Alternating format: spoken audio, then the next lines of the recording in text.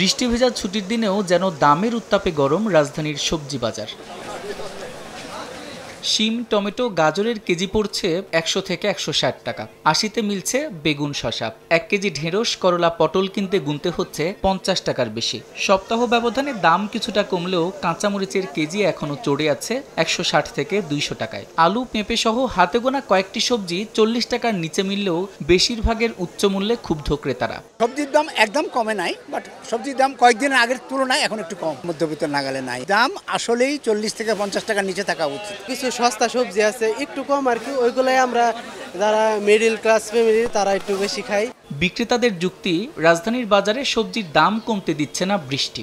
সবকিছুরই দাম কাঁচামালের বেশি থাকে, কারণ এই সিজনটাই থাকে তলায় না। গেছে সপ্তাহ থেকে এই সপ্তাহে কিছুই কমে নাই, সব সবজির দাম বেশি। দেশি কাঁচামরিচ আসছে মোটামুটি ভরপুর হয়ে গেছে, ওটার দামটা একটু কম। নিষেধাজ্ঞা থাকার কারণে মাছ বাজারে নেই ইলিশ।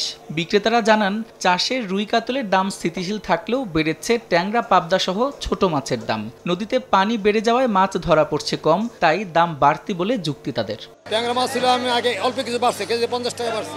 পাবদা মাছ বাড়ছে বলতে ৫০ টাকা। পানি না কমলে মাছ ধরা পড়বে না, এই জন্য একটু মাছের দামটা বেশি। চিংড়ি মাছ খেতে মন চাচ্ছে, ওরা ১০০০, ১২০০ এইভাবে বলতেছে। পরে দিয়ে হাফ কেজি মাছ নিলাম। পাতা মাছ কিনলাম হচ্ছে ৮০০ টাকা কেজি, যেটা সাধারণত থাকে ৬০০-৭০০ টাকা কেজি। মাছের দাম বেশি আছে, কম্পারেটিভলি বেশি। প্রোটিন বাজারে লাল ডিমের দাম সপ্তাহ ব্যবধানে ডজনে বেড়েছে ৫ টাকা। তবে ১৭০ টাকা কেজি দরে ব্রয়লার আর ৩০০ টাকার মধ্যে স্থিতিশীল রয়েছে সোনালী।